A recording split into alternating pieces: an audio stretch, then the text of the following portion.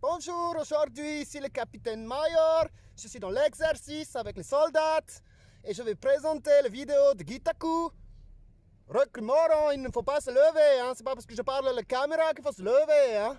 Aujourd'hui, Gitaku il va vous parler des recrutements et des choses qu'il faut faire pour le recrutement. C'est très très important. Alors je vous transmets à Gitaku et moi je continue les exercices, hein. 33, 34, 35. Bonjour à tous, c'est Gitaku et aujourd'hui on va encore parler de l'armée, on va encore parler du recrutement parce que le capitaine Mayor m'a demandé d'en reparler. Et de quoi est-ce qu'il m'a demandé de parler cette fois-ci? Il m'a demandé de vous parler des astuces pour tenter de passer la meilleure école de recrue possible. Ça existe des astuces pour ça? Première astuce, le jour de l'appel, quand tu vas faire les tests physiques, les tests de médecine et ainsi de suite, eh ben, je te conseille d'avant d'y aller déjà, de te renseigner sur ce qui est possible de faire à l'armée. Comme ça, tu as déjà un choix sur ce que tu veux faire.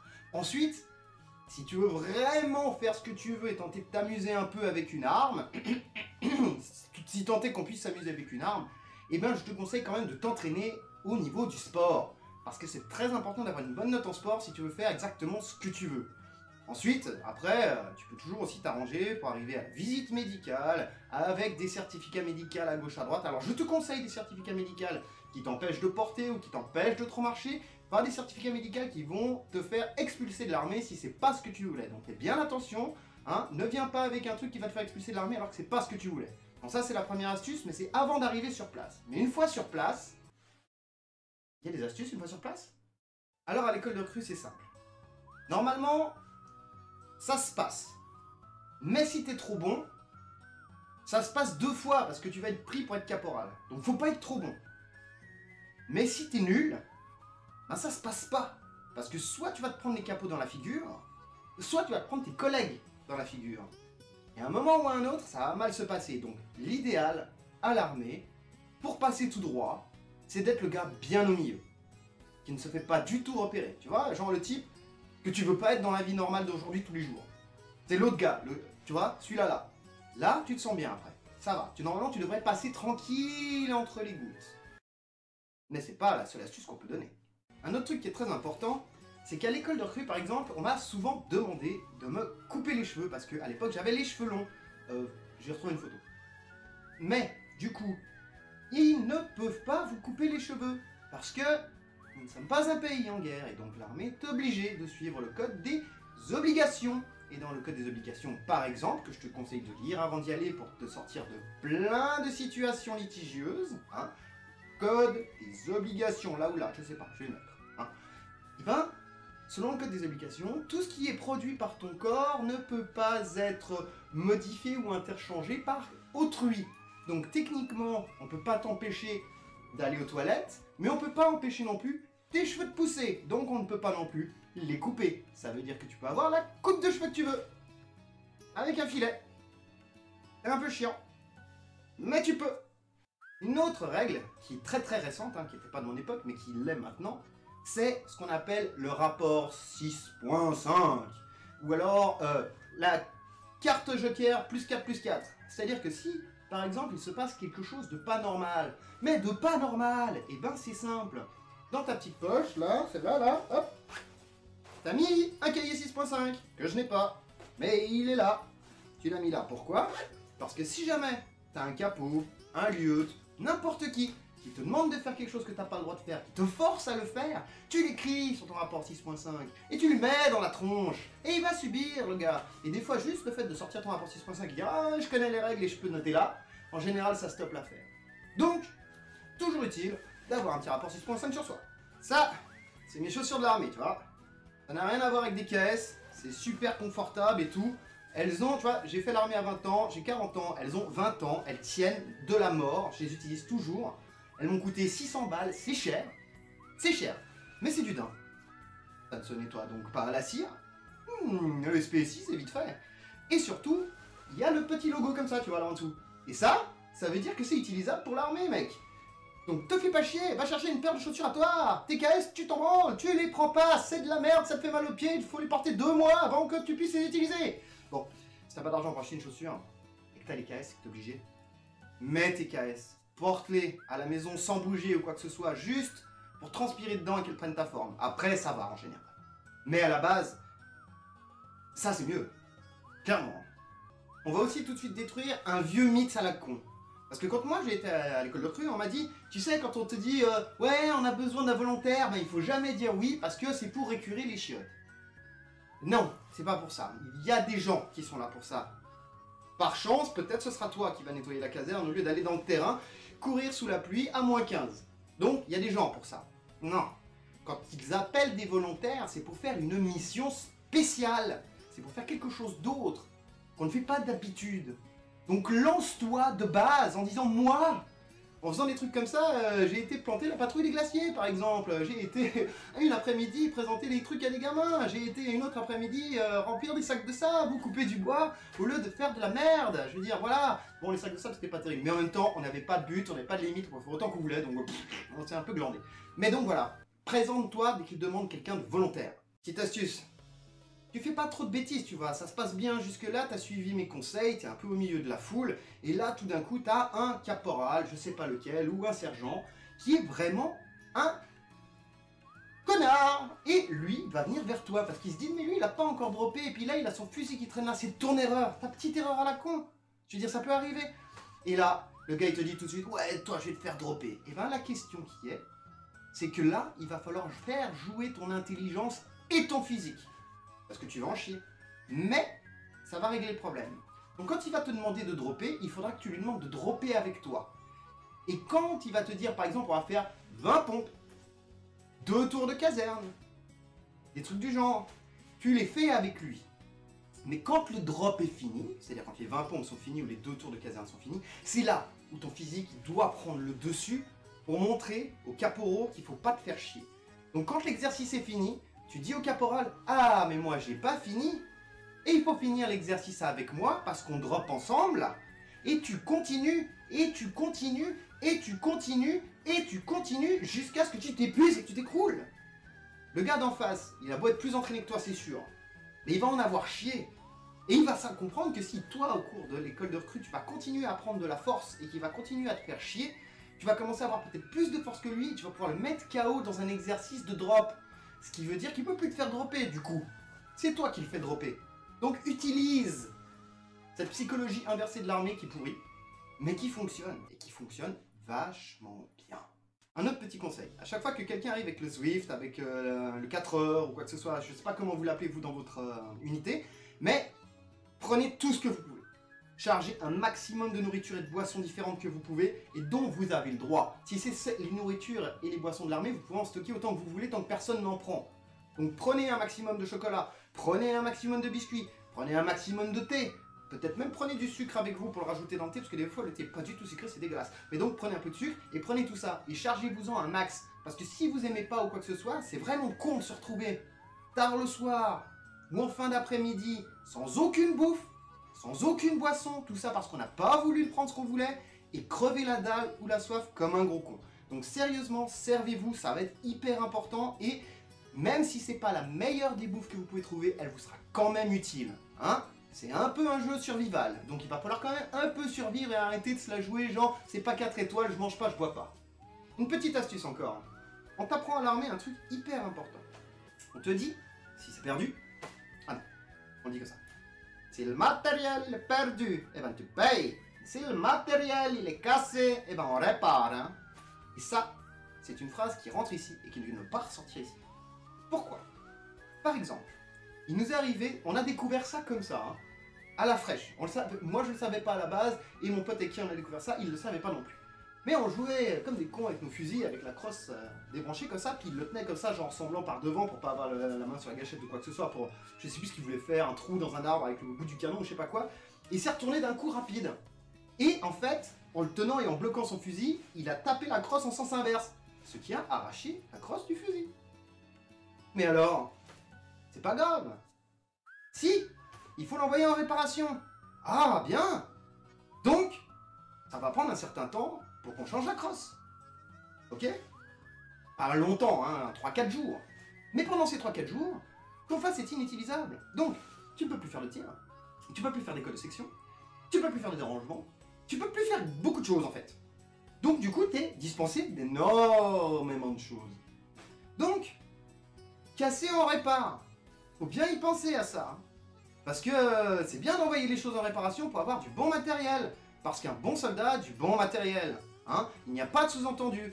Pas de sous-entendu genre casser du matériel pour avoir des pots. Non, j'ai jamais dit ça. Alors maintenant, non, c'est juste pour avoir du bon matériel. Parce qu'il faut avoir du bon matériel, tu vois. Genre ton casque, quoi. Il faut avoir un bon casque, quoi. Il faut jamais le perdre à partir des cours de répétition. Parce que après, tu pourrais plus rien faire comme exercice. Ce serait vraiment très con. Bon, après, on peut toujours te demander de remplir un rapport 6.5. Bon, après, tu peux remplir des rapports 6.5, comme je disais, pour te plaindre des gens. Mais t'es pas obligé de remplir un rapport 6.5. Si tu le fais jamais, que tu ne demandes jamais le retour de ton casque, bah personne va le faire pour toi. Donc t'en auras jamais. Ce qui est une très bonne chose. Du coup, tu vois, c'est pas mal. Mais n'oublie pas quand même de rappeler ton casque et toutes tes affaires que t'as perdues, égarées ou quoi que ce soit avant la fin de tes cours définitifs pour que tu aies à le payer, quoi. Le dernier point, le plus important qui n'est pas des moindres, il faut que toutes les recrues travaillent de concert. C'est le truc le plus important. Parce que si 40, 60 personnes ne sont pas d'accord, agissent en désaccord et montrent leur désaccord, t'as beau être si pencu qui veulent faire bouger tout le monde, ça ne sera pas possible. Pas possible du tout. Ça s'appelle l'unité. Et pour prouver un phénomène d'unité, je vais raconter une histoire, parce que j'ai pas raconté grand chose, et d'habitude je raconte des anecdotes, alors là je vais raconter une petite histoire, pour finir ce petit résumé. Donc, l'unité c'était ça, on était à Hongrin, 2 mètres de neige, 2 mètres de neige partout, avec des petites bâtisses, des petits chalets et tout, on mange là à midi, c'est tranquille et tout, et là notre capitaine il arrive et il nous fait, bah aujourd'hui, ça va être génial, on va dormir ici. Alors nous on voit les cabanons et les trucs, on se dit ah ouais ben cool, on va dormir ici, on va faire des tours de garde, ça va être sympa, c'est fun, on est en plein milieu de la nature, nanana. Et non, non, les caporaux et les officiers, eux, dormiront dans les chalets, et nous dans 2 mètres de neige. Alors déjà, ta tente, c'est une toile d'orbu, hein, une toile d'orbu, collée à une autre toile d'orbu, avec 3 piquets en fer ou comme ça. Dans 2 mètres de neige. Donc tu dois creuser un passage pour aller jusqu'à ta tente. Ensuite, tu vas creuser 2 mètres carrés au sol dans 2 mètres de neige pour pouvoir planter ta tente, créer une rigole autour au cas où ta tente chauffe, pas que l'eau tombe dans ta tente. Enfin, il y a énormément de choses à faire. Planter une tente ici, en temps de guerre, quand tu te prends des missiles dans la gueule et que t'as pas le choix, je comprends, mais là, c'est de la merde. Je réagis, c'est de la merde. Et je me dis, hors de question, je ne ferai pas ça, c'est hors de question, je ne ferai pas ça. Je panique, tu vois, dans ma tête, je panique. Donc là, je me dis, il faut que je sois sûr que ça marche ce que j'ai envie de faire. Parce que j'ai envie de faire un truc gros. Donc je me dirige vers les mecs les plus motivés de chez motivés. Les gars, ils veulent faire lieutenant, ils veulent faire capitaine, ils veulent faire colonel. Les gars, ils sont à fond dedans. Et là, je leur dis, les gars, camper dans 2 mètres de neige, génial, non? Et là, les gars, ils disent, non, c'est pourri et tout, c'est n'importe quoi. Il y en a des en plus qui sont un petit peu bûcherons, un petit peu des montagnes, et qui ont déjà fait des trekking et des trucs, et qui disent que c'est de la merde avec le matériel qu'on a comparé au matériel qu'on pourrait avoir pour faire des sports extrêmes ou quoi que ce soit, parce qu'on a un matériel de merde, pas de véritable matériel de guerre ou quoi que ce soit, ni même tous les accessoires qu'il nous faudrait, tu vois. Donc il dit non, c'est de la merde. Puis je fais, mais si moi je dis qu'avec toute l'unité, hein, on prend les véhicules, les C-125, et on rentre à partir du moment où tout le monde s'est couché, puis qu'on attend à la caserne que les officiers y rentrent parce qu'on les emmerde, parce qu'ils vont dormir dans les maisons, alors que nous on doit dormir à moins 15 dehors sous une toile de jute, ça vous dit? Partons les mecs. Deuxième souci, il faut que j'ai des chauffeurs. Je vais vers les chauffeurs, je leur explique la même. Les chauffeurs c'est des glandus de toute façon, c'est pas pour rien qu'ils ont choisi chauffeur. Hein. Ça aussi c'est un petit conseil à l'école de recrue, si t'as ton permis, fais chauffeur, c'est plutôt ta planque. Donc les chauffeurs sont d'accord. Ensuite il me suffit de rameuter le reste de l'unité. C'est tous les mecs qui avaient pas envie d'être là, donc forcément, oui. Maintenant, j'ai tous les mecs qui me suivent, ok? Tous. Maintenant, j'ai un autre souci. Il faut que je fasse passer le message à mon commandant. Que tout le monde est d'accord avec moi. Et que c'est ce qui va se passer. Donc là, les officiers mangent dans un petit coin. Et moi, je me mets genre 2 mètres derrière eux. Et je me pose là pour manger avec ma gamelle. Et je souris comme un gros con au commandant. Bien sûr, le commandant me voit. Et je continue de lui sourire comme un gros con. Donc il sent bien l'embrouille, tu vois. Donc il m'envoie un caporal. Un caporal qui me connaît bien, que j'aime bien, qui est sympa, qui est cool. Il se pose à côté de moi, puis il me fait mais dis donc, Gitaku, pourquoi tu te marres comme ça je vois pas ce qu'il y a de drôle, tu vois. On va camper ici ce soir dans 2 mètres de neige, je vois pas ce qu'il y a de drôle. J'ai fait, oh, c'est super, super fun comme histoire, ça, mec, tu te rends pas compte?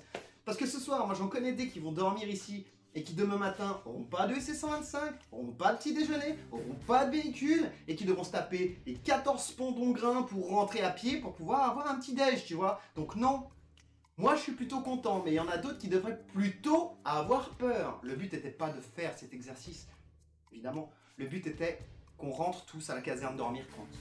Le caporal à côté de moi me dit du coup, Gitaku, si jamais on campe ici, tu m'appelles si vous partez. Je regarde, je fais, mais c'est clair, toi t'es un bon pote et tout, d'ailleurs si t'en as d'autres qui veulent venir avec nous, voilà, tu leur dis quoi.